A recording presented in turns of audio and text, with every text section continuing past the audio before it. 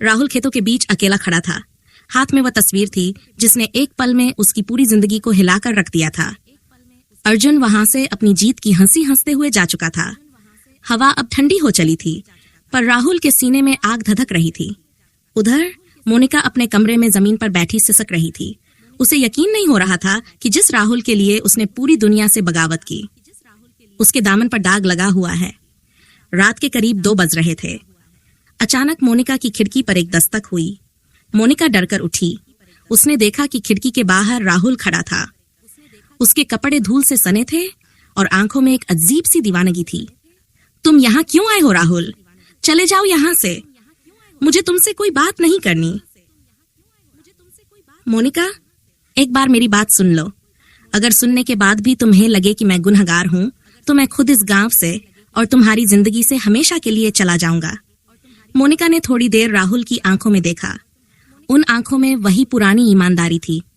उसने धीरे से खिड़की खोल दी। राहुल अंदर आया और उसने बिना समय गवाए मोनिका को बाहों में भरने की कोशिश की, पर मोनिका पीछे हट गई। मोनिका, उस तस्वीर में जो औरत है, उसका नाम माया है।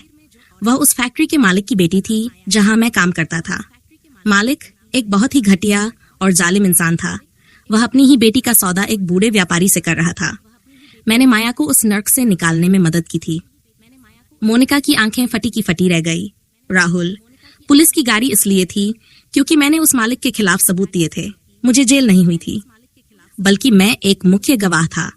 माया को बचाने के चक्कर में मुझे कई बार पुलिस के चक्कर काटने पड़े, और वह तस्वीर उसी वक्त की है जब मैं उसे सुरक्षित स्थान पर ले जा रहा था। तो तुमने ये बात मुझसे पहले क्यों नहीं कही राहुल? मैं तुम्हें उन खतरों के बारे में बताकर डराना नहीं चाहता था। वह मालिक अभी भी जेल में है, पर उसका आदमी, यानी यह अर्जुन, उसी का मोहरा है। अर्जुन के पास वह तस्वीरें कैसे आईं? यह मैं अब समझ पा रहा हूँ। अर्जुन उस फैक्ट्री मालिक का दूर का रिश्तेदार है। मोनिका का दिल एक बार फिर राहुल के लिए पिघल गया। उसने आगे बढ़कर राहुल का चेहरा अपने दोनों हाथों में ले लिया। मोनिका, मुझे माफ कर दो राहुल, मैंने फिर से तुम पर शक किया। मेरी तरफ ने मुझे अंधा कर दिया था। राहुल ने मोनिका को कसकर अपनी बाहों में समेट लिया। अंधेरे कमरे में उनकी धड़कनें एक दूसरे से बात कर रही थीं। राहुल ने मोनिका के बालों में अपना चेहरा छुपा लिया और उसकी गर्दन पर एक हल्का सा चुंबन दिया। अब कोई भी हमें अलग नहीं कर पाएगा मोनिका। अर्जुन ने अपनी चाल चल दी है, अब मेरी बारी है।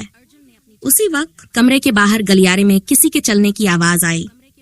ठाकुर रघुवीर सिन्हा अपनी बंदूक लिए बाहर पहरा दे रहे थे। उन्हें लगा कि मोनिका के कमरे से किसी की आवाज आ रही है। बाहर से चिल्लाकर, मोनिका, तू जाग रही है? अंदर किसके साथ बातें कर रही है? मोनिका और राहुल की सांसें रुक गईं। राहुल अब भाग नहीं सकता था।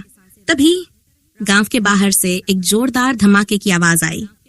अर्जुन ने गांव की अनाज मंडी में आग लगा दी थी ताकि सबका ध्यान भटक जाए और वह राहुल को जान से मार सके। मोनिका, वह आ गया है। आज ये लड़ाई खत्म होकर रहेगी। राहुल खिड़की से नीचे कूदा और सीधा उस तरफ भागा जहां से आग की लपटें उठ रही थीं। अर्जुन वहां हाथ में पेट्रोल का डिब्बा और गड़ासा लिए खड़ा था। आजा राहुल, आज देखते हैं कि तेरी मोहब्बत में कितनी ताकत है। गांव वाले जाग चुके थे। चारों तरफ चीख पुकार मची थी।